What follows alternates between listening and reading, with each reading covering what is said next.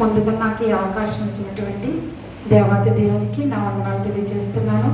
అలాగే నాకు ఇంత గొప్ప సమయాన్ని ఇచ్చినటువంటి మన సంఘ కాపరి గారికి నా వందనాలు తెలియజేస్తున్నానండి. కూడి వచ్చిన సంఘం అందరికీ కూడా నా హృదయపూర్వక వందనాలు తెలియజేస్తున్నాను. ఈ దినాన మనకి ఇచ్చినటువంటి అంశము లివింగ్ స్టోన్, సజీవ రాయి.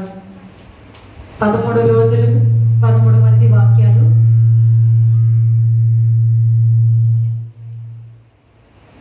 13 మంది వాక్యాలు చెప్పి ఉన్నారు. ఈరోజు మనం 14వ రోజులని ప్రవేశించాం. ఈ దినాన మనకి ఇచ్చినటువంటి అంశము లివింగ్ స్టోన్, సజీవ రాయి.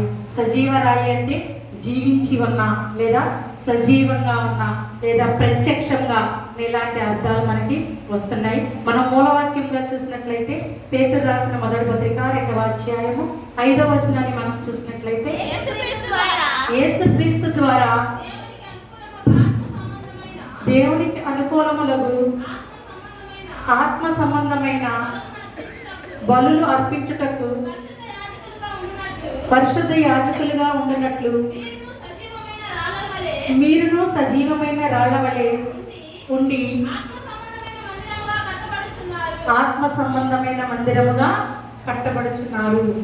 ఈరోజు మన అంశము సజీవరాయి అనే అంశాన్ని మనం ధ్యానిస్తున్నాం. సజీవరాయి అనే మాటకు కొరింథీ చదవద్దు. కొరింథీలు రాసిన మొదటి పత్రిక 10వ అధ్యాయము 4వ వచనంలో ఆ బండ క్రీస్తే అని వ్రాయబడి ఉంది. మరి ఆ బండ క్రీస్తే. మరి ఆ బండను మనం చాలా రూపాలతో అంటూ ప్రార్థన చేస్తూ ఉంటాం. దేవుడే నా బండ, దేవుడే నా ఆశ్రయదుర్గము, క్రీస్తు మన బండ అని మనం చాలా నామాలతో ఆయనను స్తుతిస్తూ ఉంటాం. చూసినట్లయితే మనం కొరింథీయులకు రాసిన 10వ అధ్యాయం 4వ వచనం చదవద్దు. అందరూ ఆత్మ సంబంధమైన ఒకే ఆహారమును భుజించిరి, అందరూ ఆత్మ సంబంధమైన ఒకే పానము చేసిరి, ఏలయనగా తమ్ముని వెంబడించిన ఆత్మ సంబంధమైన బండలోనిది త్రాగిరి. ఆ బండ క్రీస్తే. మరి అలాంటి బండను మనము ఆశ్రయించేవారిగా ఉన్నామా? క్రీస్తు అనే ఈ సజీవ రాయిని మనము ఆశ్రయించేవారిగా ఉన్నామా? ఈ దినాన్ని మనము ధ్యానం చేసుకుందాం. ఒక చిన్న ఉపమానంగా చూసినట్లయితే మనము బురదలో నడిచినప్పుడు కానీ లేదా ఏదైనా ఎత్తైన ప్రదేశం నుంచి కిందకి దిగాలనుకున్నప్పుడు కానీ లేదా కింద నుంచి ఎత్తైన ప్రదేశానికి ఎక్కాలనుకున్నప్పుడు కానీ మనకి ఏదైనా ఆసరాగా ఉంటే బాగుండునని మనం అనుకుంటూ ఉంటాం. అంటే అక్కడ బురదలో నడుస్తున్నాడు, మనకి ఏదైనా బండ లాంటిది, రాయి లాంటిది ఉంటే ఆ రాయి మీద అడుగులు వేసి మన గమ్యానికి చేరవచ్చునని మనము ఆశపడుతూ ఉంటాం. మరి ఈ లోకం కూడా ఎలా ఉందండి? బురద వలె ఉన్నది. ఆ బురదలోంచి మనం పైకి రావాలంటే ఏ బండను ఆశ్రయించాలి? క్రీస్తు అనే బండను మనము ఆశ్రయించాలి. క్రీస్తు అనే బండను మనం ఆశ్రయించినట్లయితే మన గమ్యానికి మనము సురక్షితంగా చేరగలం. మరి ఆ బండ, ఆ రాయి లేకుండా, ఆ సజీవమైన రాయి లేకుండా మన గమ్యానికి మనము చేరలేము. ఇక్కడైతే దేవుని వాక్యము దేవుడు సజీవరాయిగా ఉన్నాడు కనుక మనము కూడా సజీవరాలుగా ఉండాలని దేవుని వాక్యం కోరుతుంది. అదే మనం చదువుకున్నాం. పేతురు రాసిన మొదటి పత్రిక 2వ అధ్యాయము 5వ వచనంలో మనం చదువుకున్నాం. యేసుక్రీస్తు ద్వారా దేవునికి అనుకూలమును ఆత్మ సంబంధమైన బలులు అర్పించుటకును పరిశుద్ధ యాజకులుగా ఉండునట్లు మీరును సజీవమైన రాళ్ల వలె నుండి, చాలండి, మీరును సజీవమైన రాళ్ల వలె నుండి అని దేవుడు కోరుచున్నాడు.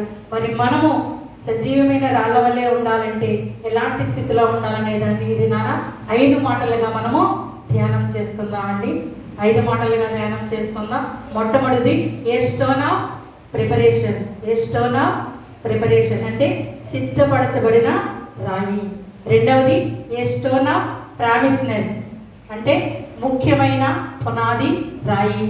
మూడవది ఏ స్టోన్ ఆఫ్ ప్రెసిస్నెస్ అమూల్యమైన లేదా ప్రశస్తమైన రాయి. నాలుగవది a stone of protection and power ప్రాముఖ్యమైన లేదా కాపాడే శక్తి కలిగినటువంటి రాయి. చివరిదిగా 5వదిగా ఏ స్టోన్ ఆఫ్ ప్యూరిఫికేషన్ మనల్ని పాపము నుంచి పరిహరించే రాయి.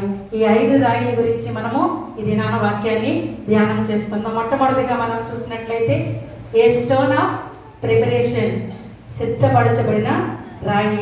ఈ రాయి ఎవరండి? క్రీస్తే. చూసినట్లయితే పేతురు రాసిన మొదటి పత్రిక 2వ అధ్యాయము 4వ వచనాన్ని మనం చూసినట్లయితే, చదవద్దండి. మనుషుల చేత విసర్జింపబడినను దేవుని దృష్టికి ఏర్పరచబడినదియు అమూల్యమును సజీవమునైన రాయగు ప్రభువునొద్దకు వచ్చిన వారే. ఇది దేవుని చేత ఏర్పరచబడిన రాయి, సిద్ధపరచబడిన రాయి. మరి మనందరికీ తెలుసు, దావీదు గారు దేవాలయం కట్టాలనుకున్నప్పుడు ఆయనకి ఎన్నో రాళ్ళు అవసరమైనవి, లక్షల కొలది రాళ్ళు అవసరమైనవి. మీరు ఇంటికి వెళ్ళిన తర్వాత రిఫరెన్స్ చదువుకోండి. రాజుల మొదటి గ్రంథము 5వ అధ్యాయము 15వ వచనంలో ఉంది. దినవృత్తాంతాల మొదటి గ్రంథము 22:2లో ఉంది. ఇంటికి వెళ్ళి చదవండి ఈ ఉపమానము. అయితే అప్పుడు ఆయన ఏం చేశాడంటే 80,000 మందిని పెట్టుకున్నాడు. అన్ని లక్షల రాళ్ళను ఆయన సమకూర్చుకున్నాడు. ఒక ప్లాన్ ప్రకారము అంతమంది పని వాళ్ళని పెట్టుకుని తనకి కావలసినటువంటి కొన్ని లక్షల రాళ్లను ఆయన తయారు చేశాడు. ఇది నీ గురించి నా గురించి కూడా దేవునికి ఒక ప్లాన్ ఉంది, ఒక ప్రణాళిక ఉంది. మనల్ని కూడా సజీవమైన రాళ్ల వలె మార్చాలని ఆయన సిద్ధపడుచున్నాడు. మరి మనము సిద్ధపాటు కలిగి ఉన్నామా? ఇంకనూ సిద్ధపాటు లేని రాళ్ల వలె మనము ఈ లోకంలో జీవిస్తున్నామా? మనం ఎలాంటి స్థితిలో మనల్ని మనము నిర్మించుకుంటున్నాం ఆలోచించినట్లయితే, మత్తయి సువార్తలు అయితే ప్రభు వారు చెప్తున్నారు. మత్తయి సువార్త 7వ అధ్యాయము 24 నుంచి 27 వచనాల వరకు మనం చూసినట్లయితే మనందరికీ తెలుసు. కాబట్టి నా ఈ మాట విని వాటి చెప్పున చేయి ప్రతివాడును బండ మీద తన ఇల్లు కట్టుకునిన బుద్ధిమంతుని పోలి ఉండెను. వాన కురిసెను, వరదలు వచ్చెను, గాలి విసిరి ఆ ఇంటి మీద కొట్టెను, గాని దాని పునాది బండ మీద వేయబడిన కనుక అది పడలేదు. మరి నా మాట విని వాటి చెప్పున చేయని వాడు ఇసుక మీద ఇల్లు కట్టుకున్నాడు. అది బుద్ధిహీనుని పోలి ఉంది. వరదలు వచ్చినాయి, వాన వచ్చింది, గాలి విసిరింది, అతని ఇల్లు కొట్టుకుని పోయింది.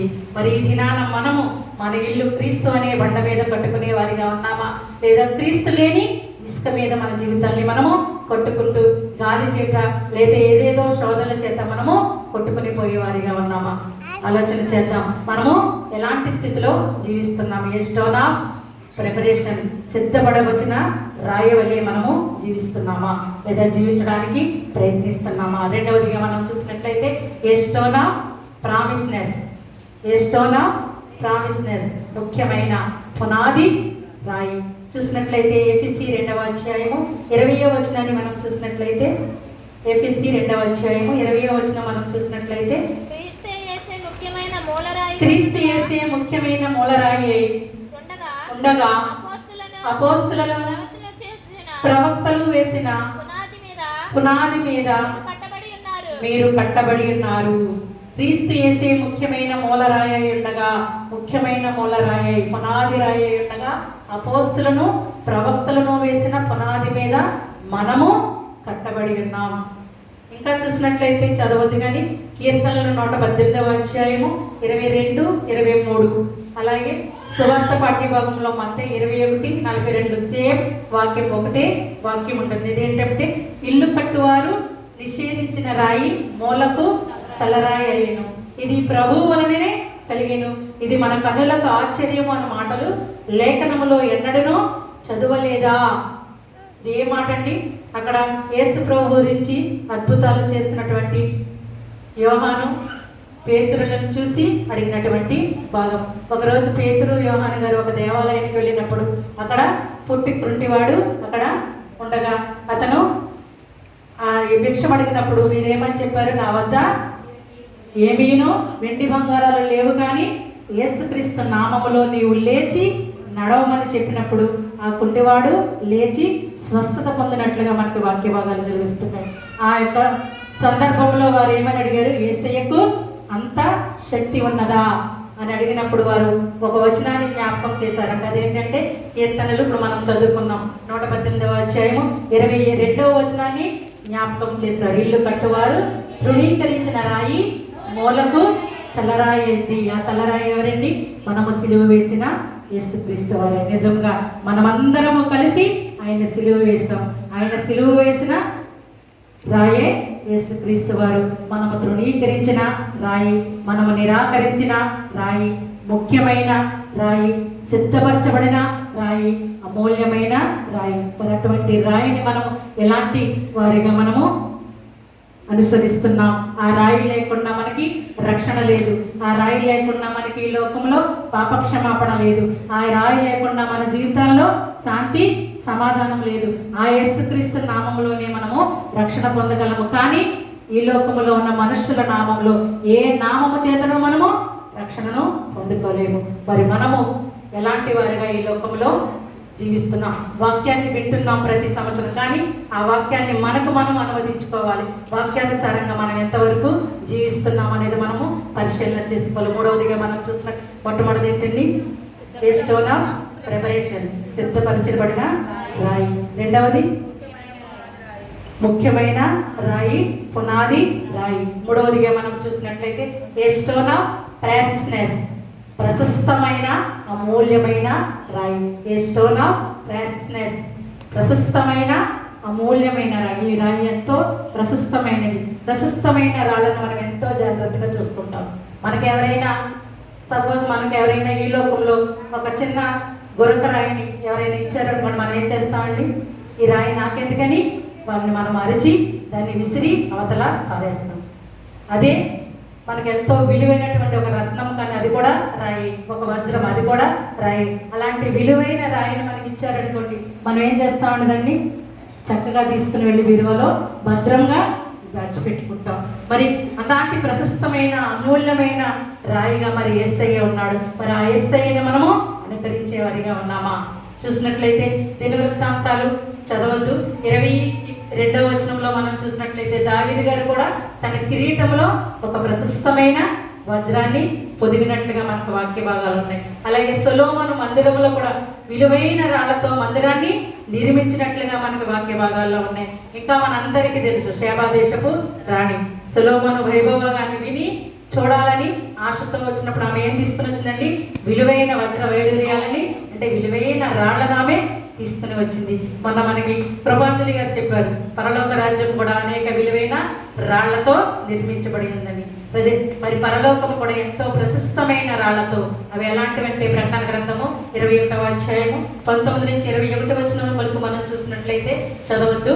సూర్యకాంతపు రాయి, నీలము, యమునా రాయి, పచ్చలు, వైడూర్యము, కెంపులు, సువర్ణరత్నము, గోవేదికము, పుష్యరాగము, సువర్ణ సుశీయము, పద్మరాగము, సుగంధము, ఇలాంటి విలువైన రాళ్లతో ఆ యొక్క పరలోక రాజ్యము నిర్మించబడి ఉంది. మరి అలాంటి రాజ్యంలో నీకు నాకు స్థానం ఇవ్వడానికి ఆయన సజీవమైన రాయిగా ఉండి మనల్ని కూడా సజీవ రాళ్ల వలె మార్చాలని ఆయన మరి మన కొరకు, నీ నా పాపముల కొరకు ఆ సిలువలో ఆయన తన ప్రాణాన్ని సైతము మన కొరకు ఆయన అర్పించి ఉంటే మరి మనము ఎంతవరకు ఆయనలో జీవిస్తున్నాం? ఎంతవరకు మనం ఆయనలో నివసిస్తున్నాం? మరి మనం ఎలాంటి వారిగా ఉన్నాం? చూసినట్లయితే పేతురు రాసిన మొదటి పత్రిక 2వ అధ్యాయము 4వ వచనాన్ని మనం చూసినట్లయితే, దేవుని దృష్టికి ఏర్పరచబడినది అమూల్యమును సజీవమైన రాయి ప్రభువునందుకు వచ్చిన వారే. ఇంకా 7వ వచనంలో చూసినట్లయితే, విశ్వసిస్తున్న మీకు ఆయన అమూల్యమైన వాడు, విశ్వసింపబడిన వారికైతే ఇల్లు కట్టువారు ఈ రాయిని నిషేధించిరో అదే మూలకు తలరాయి ఆయను. యెషయా గ్రంథకర్త అయితే అంటున్నాడు, ప్రభువు యెహోవా ఇలాగ సెలవిచ్చుచున్నాడు, సియోనులో పునాదిగా రాతిని వేసిన వాడను నేనే, అది పరిశోధింపబడిన రాయి, అమూల్యమైన రాయి, తలరాయి, బహు స్థిరమైన పునాది రాయి అయిన మూలరాయి అయి ఉన్నది, విశ్వసించేవాడు కలువర పడడు. అదే పేతురు రాసిన పత్రికలు అయితే, విశ్వసించుతున్న మీకు అమూల్యమైన రాయి, విశ్వసింపబడిన వారికి అది అడ్డురాయిను. ఇంకా ఏదో ఉందండి వాక్యం, అక్కడ అడ్డురాయిగా ఉందని మనకి వాక్య భాగము సెలవిస్తుంది. మరి మనము ఎలాంటి వారిగా దేవుణ్ణి ఆరాధిస్తున్నాం?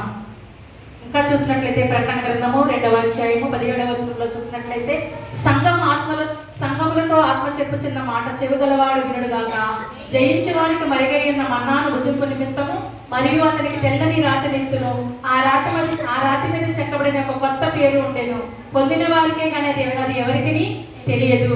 విశ్వాసికి ఒక తెల్లని రాయి దేవుని ఇస్తున్నాడట. ఆ రాయి మీద చెక్కబడిన ఒక కొత్త పేరు ఉంటుంది. ఆ పేరు ప్రత్యేకమైనది, అది ఎవరికి తెలియని పేరు.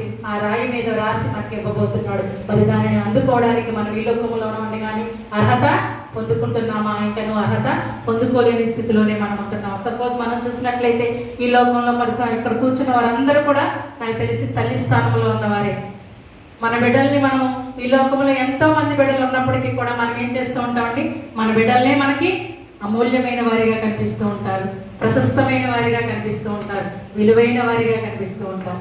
ఎంతమంది పిల్లలున్నా తల్లికి తన పిల్లవాడి తర్వాతే, తన పిల్ల తర్వాతే మిగతా పిల్లలు. కానీ ఇక్కడ దేవుడైతే మాత్రం ఏం చేస్తున్నాడండి, అనేక కోట్ల మంది బిడ్డలు ఉన్నప్పటికీ ఈమె ప్రత్యేకమైనదని అనట్లేదు. అందరూ కూడా నాకు ప్రత్యేకమైన వారే అని ప్రతి ఒక్కరికి కూడా ఆయన ఒక తెల్లని కాగితం మీద ఒక పేరు రాసి ఇస్తున్నాడు. అంటే నీకు నాకు అందరికీ, అంటే ఆయన దృష్టిలో మనం అందరము కూడా ప్రత్యేకించబడిన వారమే, మనందరము కూడా అమూల్యమైన వారమే, మనందరము కూడా ప్రశస్తమైన వారమే. కనుక మరి మనము దేవునికి ప్రశస్తమైన బిడలుగా జీవించడానికి ఈ లోకంలో ఉండగానే సిద్ధపాటు కలిగి ఉన్నామా? ఇంకను సిద్ధపాటు లేని వారిగా మన ఈ లోకంలో మన జీవితాన్ని జీవిస్తున్నామా? నాలుగవదిగా మనం చూసినట్లయితే ఎస్టోనా ప్రొటెక్షన్. ఏంటండి?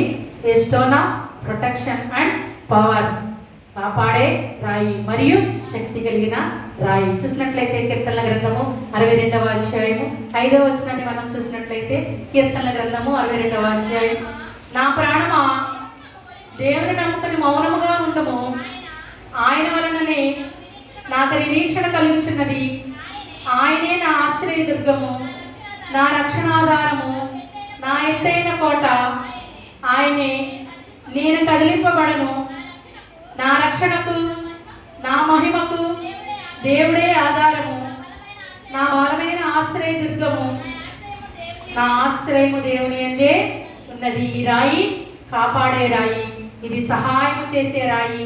ఈ రాయి ఇశ్రాయేలుకు బండ, నాకు ఆశ్రయదుర్గము, నా కోట, నా రక్షణ శృంగము, నా నిరీక్షణ, నా రక్షణాధారము అని కీర్తనాకారుడు వాక్యం ద్వారా సంబోధిస్తున్నాడు. క్రీస్తు అనే రాయి ఎంత శక్తివంతమైనదో మనం అందరం కూడా ఒకసారి ఆలోచన చేసినట్లయితే ఈ ప్రపంచ సామ్రాజ్యాలన్నీ కూడా చిత్తుగా చేయగలటువంటి గొప్ప శక్తి కలిగినటువంటి రాయి. కానీ నీ నా పాపముల కొరకు ఆయనే నలుగుగొట్టబడినటువంటి రాయి వలె సిలువలో మారాడు, సజీవమైన రాయిగా మారాడు.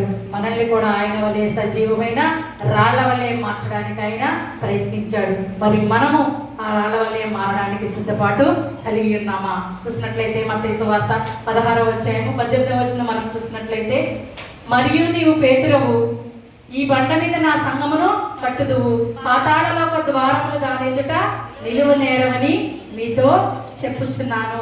నరకం యొక్క ద్వారాలు కూడా వీరి యొక్క రాయి ముందు నిలబడలేవంటండి. అంటే అంత శక్తి కలిగినటువంటి రాయి, అంతా కాపాడే రాయి. ఈ రాయి ఎలాంటిదంటే మనందరికీ తెలుసు, ఐగుప్తులో నుంచి, బానిసత్వం నుంచి ఇశ్రాయేలు జనాంగాన్ని మోషే గారు విడిపించినప్పుడు ఎడారి ప్రాంతంలో వారు నడుస్తున్నప్పుడు వారందరికీ కూడా దాహమైనప్పుడు బండ మీద కొట్టు, అక్కడి నుంచి జలములు వస్తాయని చెప్పినప్పుడు అక్కడ ఆ బండ ఎవరండి? క్రీస్తే. ఆ బండను కొట్టినప్పుడు అక్కడ వారికి